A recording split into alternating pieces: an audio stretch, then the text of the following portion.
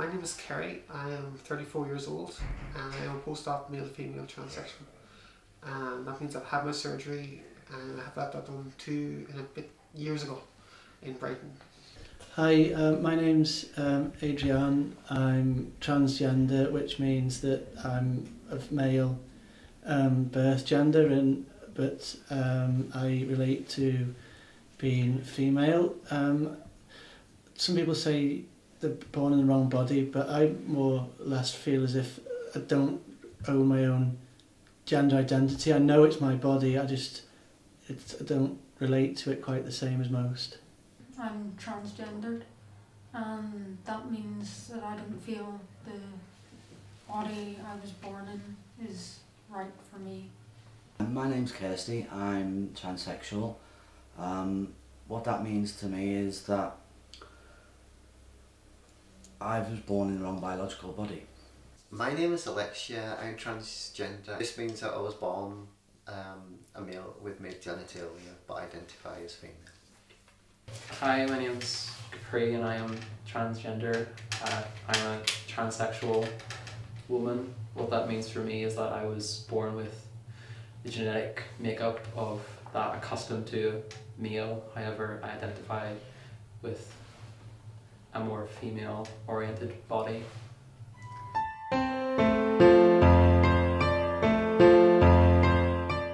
As far as I can remember, I was 3 years old, and I thought that I was different. I know that might be a bit difficult to understand for somebody so young, but I did feel different. When I was 9, I knew that I should have been a girl, but my generation, we weren't allowed to talk about things like that. When I was 17, because like all transgender people, I'm a great researcher, I'd research into perhaps why I felt this way. And at that time, the only sort of treatment for transgender people was electroshock treatment or reversion therapy, and I was being tormented enough. So I developed more than a fear of doctors. I was terrified of doctors finding out that who I was. For me, growing up and playing, there's kind of a lot of things that was going on there. My parents are quite old and very traditional. They knew there was something more with me. They didn't understand it, they didn't like it, and they just assumed he's gay. So my father kind of took over as far as bringing us up was concerned. I wasn't allowed to be so much around my mother. I liked sort of sewing and knitting and all those kind of baking, you know, and things like that. But it wasn't allowed. I had to go down to the allotment with my father. I had to go, if my dad went cycling, I had to go with him. I mean, he used to keep chickens and things like that, and Sunday dinner, you know, when it was like you go down and bring us a chicken, and it was constantly being pushed in to be manly, to do those things, you know. And even in advice and when being spoken to, it was like a man does this, a man doesn't that, a man doesn't sit this way, a man doesn't, and it was just like a conditioning, just continuous. With the toys, it was very much I was given guns, action men, tanks, and all that kind of sort of thing. But I used to swap them with my sister. My sister liked to play with the boys' toys, and I used to take her Barbies, and then I used to actually switch the heads over. I remember doing that. So I'd have the Barbie body, but with the action man head on them, and, you know, and things like that. But yeah, we kind of just swapped toys, and I used to play with it. Yeah. It started when I suppose I was about 12, playing dress-up games with my sister, and she says, "Put on this nightie." And you know, if you've never had that experience or an experience like it, I can't describe to anyone the sense of excitement, rightness. You know, it was tremendously powerful and transformative. You know, but But you know, being somebody who was required to wear boys' clothes, I never thought that was a mistake. I just thought there's a part of me that doesn't have any way to express itself. You know, and I've spent 40 years being very stupid, finding my way to that expression. But you know, wearing boys' clothes, men's clothes as I grew up, never a mistake, but missing out on the opportunity to express the female or feminine part of me. You know, I think that's, you know, but yeah, it's you know, that's how some of us are. You know, for some of us, we're two people in one, rather than wanting to move from one gender to another gender. And of course, some transvestites or transgender people never transition, but live their whole life in the other gender, as a woman in my case. For some it's a much more irregular thing, but they still get pleasure and a sense of being and identity and completeness from dressing. I played exclusively with girls, and always, you know, hung out with girls at break times and the nice. And a few male friends I had, but to just few and far between, you know. I didn't really talk about them, talk to them, because they were into rough and tumble with football. I played a wee bit of football, but it wasn't any good at it. My friends had Shearer and I had He-Man, so we kind of did wee adventures and stuff like that. And my few male friends, they had Rambo and all that, and I wasn't interested in that macho image of things, and I just felt that, you know, I want to play He-Man, okay, he's macho, but my friends have She-Ra, so we can team up, and that's how, you know, we always played it together at break times at school. Sometimes we brought toys in, and I begged my mum and dad to get me some kind of doll so I could bring that in, and my mum said no, my dad said no, so I was kind of forced to play at school with the girls I was friends with, their toys. And the transgender people cannot help being transgendered. We have no choice. A lot of people seem to think that it's a lifestyle choice, but it isn't. We have no choice, because true transsexual people, it's who they are. It's their very core belief as a person. And I would like people to try and understand that, because we're human, we have the same problems. We get ill, you know, we worry about his taxes, we worry about his wages, we worry about his housing. We go through all those, but we've got added problems, and the added problems are the way people perceive us as people. And that was mostly verbal abuse, and nothing really physical until I was about 15, and when I started being more, well, I wouldn't say more feminine, but more comfortable, you know, just a bit of nail polish on my fingers and stuff like that. And then the boys in the class saying, you know, this, you know, you're a sissy, you're a poof and all that. And I said, no, I'm a girl, you know, and started laughing. And then physical came, like a couple of black eyes, and my dad says, you know, why aren't you hitting back? And I just said, I can't. I just can't physically do it, you know. When I'm talking about it, because I do presentations for people, when I'm talking about transgender issues, it was like you look in the mirror and the mirror's lying. The person that's looking back at you is not you, it's not you who you are. I can look in mirrors now, you can't keep away from a mirror now. But in those days I would walk past mirrors, I would not look in shop windows because of the reflection was not me. So, and it is difficult. I mean, it's like living with an avatar, but eventually you have to come to the decision that you either become true to yourself, you become the person who you are inside, or you don't exist as a person. Mm-hmm. And it gets that serious.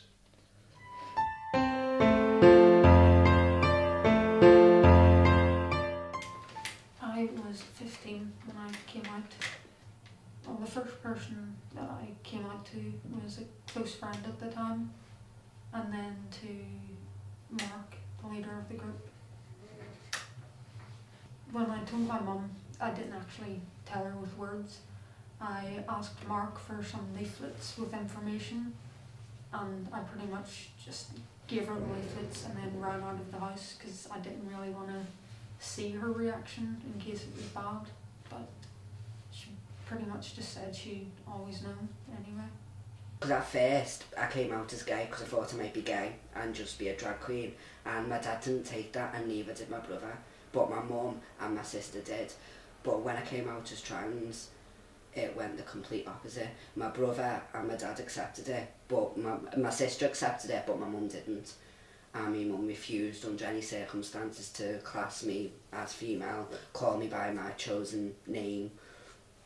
So she didn't take it very well. I can pass to most extent, but unfortunately the family's had a few comments made towards them where I wasn't there. So when I'm out and about, as far as I know, yeah, I pass 100%. If anyone clocked on, if one person clocked on, it was one of them, you'd really, really panic and you'd have to run home and either redo your makeup, put a different wig on. So it's looking as female as I possibly can, as much as I possibly can, without the tablets. Family and friends, I first came out to those when I was 20, and friends around the same time as well. You know, at that stage I sort of identified as gay, you know, but so I was on the gay scene, and but it just didn't feel quite right around the gender identity of it. I knew no one who was out and proud, as they would say, you know, be that gay, lesbian or bisexual. Transgender was never even thought of, you know. So now, the only things I had to identify really was on television, the likes of Boy George, 80s pop movements like the New Romantics, Red or Dead, Pete Burns, people like that, you know, and the Rocky Horror Picture Show, you know. So they were the only outlets really, and I thought to myself, well, this is okay if I can just hold on to these things and want to get a wee bit older and kind of move away, and you know, then I can do something about all this, you know. It was actually this time last year when I was in hospital where I actually came out, and I says, right, you know, I could possibly die from blood poisoning here, and I actually came out in the hospital, you know, and actually the nurses were very, very supportive, 90%, 99% of them anyway. And from that time on, when I came out of the hospital, I says life is far, far too short for that, for, you know, living like a person that, you know, wasn't myself. At the moment, the transition process, I've grown to know the most important thing in the transition process is inner transition. To be psychologically ready for that, and that's, I think, is the most important thing. And you find that a lot of transgenders, they go through surgery and then come out the other end, and they're not ready for it, and end up with a lot of mental health issues. So I have to be 100% strong and 100% ready before any other transition on the physical side takes place. The most important thing is inner confidence, inner strength. If you don't have that, you could end up in a bit of trouble. I used to live in a horrible area, and then people thought I was a little boy and were quite horrible to me, and then unfortunately it was very close to where I'd originally been living in my birth name, so word travelled very quickly to the children that I'd changed my name, and then they started to scream at me and follow me and ask me if it was a boy or a girl, and got to the point where they started to trash my car and my house and my Sky dish, and then I had to obviously move at that point.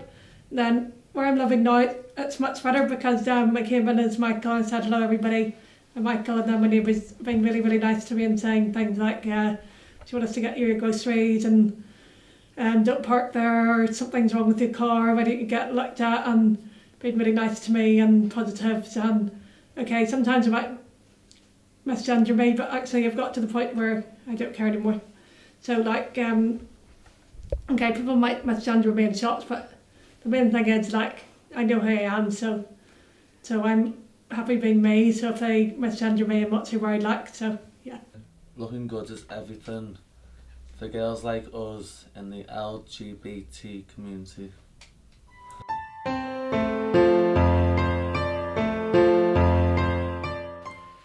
The services are out there. Now there is so much support and help, and that's why I'm here. That's why I'm involved with the trans community. For a lot of years I was involved with the gay community because I identified as lesbian now. So I was out in the gay protests for gay rights. Now I'm out in a protest for trans rights, and the help is out there. Nobody should feel, threatened or undermined that the services aren't going to be there. They are there. In fact, we're in the process of setting up a new group in Belfast.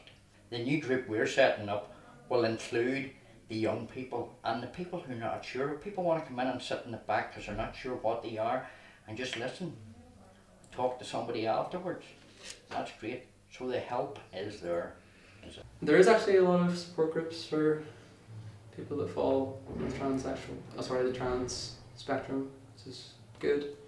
They're obviously very small. We don't have that many transgender people in Northern Ireland, but in recent years it has kind of been progressively getting larger and larger and larger. I'm pretty sure it's a curve now. There's no sort of steady growth. It's literally just peaking. It's going crazy in numbers for the amount of people that are coming out as trans, which I think is more to do with just the media around it now.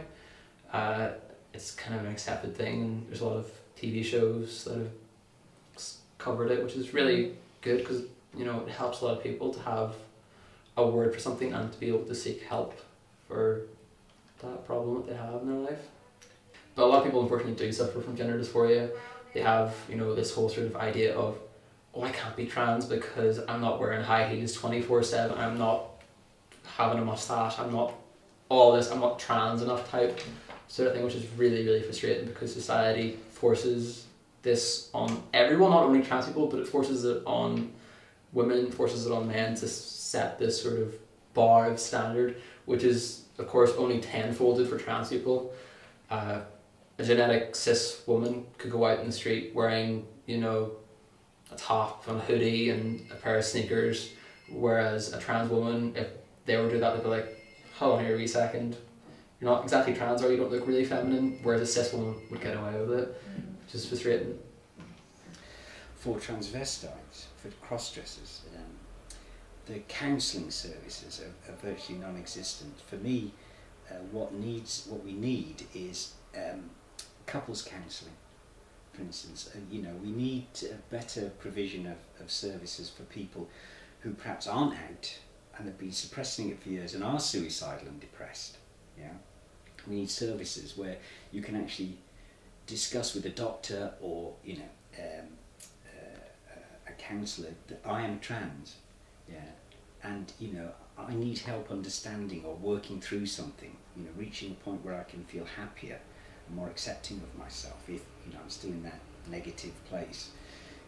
We don't have the couples counselling that might let people continue to have a relationship with their families. We don't have enough that families to say, all right, so this person's come out, and helping the family through that. The children, the wife, the mother and father. We don't have any of that, and this is so vital, I think, to validating that person, that identity, that trans identity, and not getting away from the fact that that when if you come out, you risk so much, and the damage can be enormous. So I'd like to see more counselling. I'd like to see more. I'd like to end the lottery, whereby some GPs get it and some GPs don't. But ending the lottery and the fact that provision is different in one health authority to another, or one GP practice to another. That's what we have to. We need some. We have to get rid of that, because if you've got the wrong GP, how many? Well, we've known lots of people who've had the wrong GP, haven't been able to progress, particularly transsexuals, and killed themselves. done harm to themselves because their GP just doesn't get it and won't get it, refuses to get it. So I've had some problems in voluntary work. For example, I was helping volunteering in a charity shop, and then I was asked to fill in a form, and then I said I was a guy and wrote that on the form, and then shortly afterwards he said that don't ring us, we'll ring you if we want you. And then I was also volunteering at another charity, and Adrian came in, and it was just like a little social. And then I was actually told that Adrian and I are not allowed to actually hold hands in the building. And I just decided that this is a wee bit ridiculous, and then I decided not to volunteer for that charity anymore. And also like where the LGBT people go, for like example, like you're saying, some pubs are LGBT friendly. And then we also tend to scope out restaurants. So for example, somebody of a transgender support group would go into a restaurant and see how they're treated, and then recommend it. There's an example where we were in town waiting in a restaurant, and we were told that we could have a table if we waited, and then about 15 minutes later they came and said we couldn't have a table, and we were like, eh? You know, we've just waited for a quarter of an hour to be told this. So we just don't give them a custom in the future. I think the opportunity for trans people to dress, to go out and do ordinary things, is far better. You know, I went to the April Ashley launch. First time I'd been out in let's say in public, in an ordinary place in Liverpool, rather than, you know, sneaking into the gay village, as it were. It's far better. I think museums, the theatre, cafes, you know, bars, you know, I've been out in straight bars in Liverpool, you know, and if you pick them right, it's not a problem ever. So I think the environments where trans people can go are far more than they used to be, and people are far more accepting. So I think, you know, public spaces, you know, like museums, art galleries, theatres, those sorts of places. The streets, you know, shopping on, you know, I think, you know, I see trans people out shopping, you know, and those sorts of places are fine. You know, it's a lot better than it was by a long way, you know. And I think the more we have the courage, the more I perhaps should have the courage to go out and be there, be in those places, the more people will be accepting. It will become normal to see trans people in, you know, in the theatre, in, you know, in a museum, in a cafe, whatever.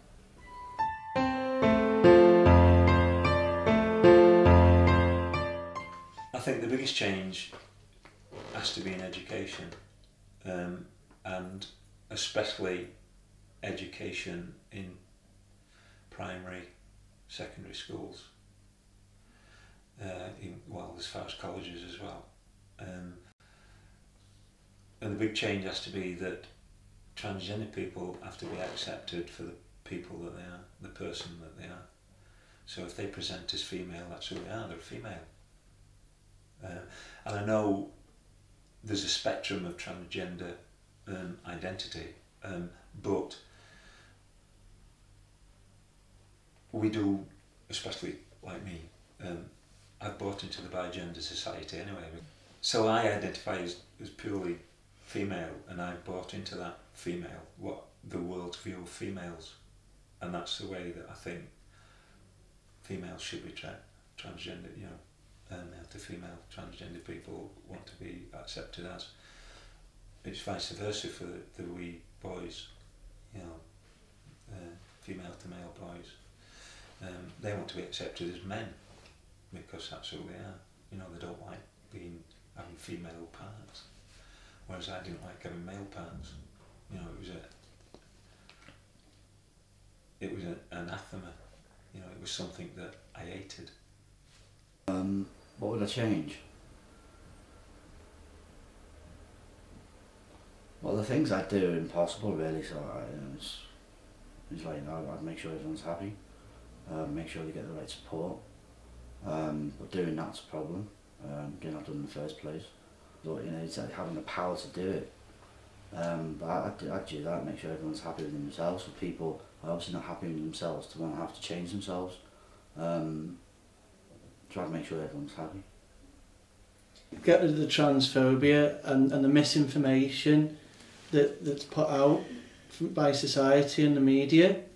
It sensationalises us, and you know, I think the big danger is that it's sexualised, and you know, and maybe because some of the people in our own community have maybe added to that, but I change. I mean, you know, this isn't something sexual. It's who we are, and I'd like people to realise that it's not some sort of perverse sexual thing. Yeah. Make things easier, I think. I would just make it, you know, I would tell the people who shed obscenities, I wish I could just turn them into frogs.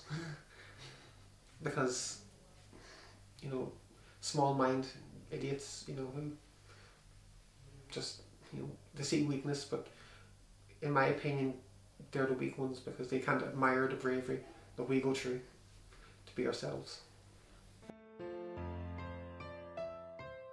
You're not alone. You have a wonderful life in front of you if you're prepared to embrace it. Don't judge it by its cover. Don't worry, be happy. You can only be who you're meant to be, so always be who you are. It does get easier. It's okay to be you and just be yourself. Everyone's the same. We're all one consciousness experiencing itself subjectively. Never put yourself down, because there's enough people out there will do it for you without you doing it to yourself. Know thyself, Richard. I know who I am. Don't believe what the mirror tells you, believe what your self tells you inside. Life's a vigorous strifle, but only with your self-contemplated trepidations. It's important that everybody's an individual. Be yourself. Your dreams will come true and it gets better. Being transgender isn't something to be ashamed of. It's the rest of the world that's out of step with us.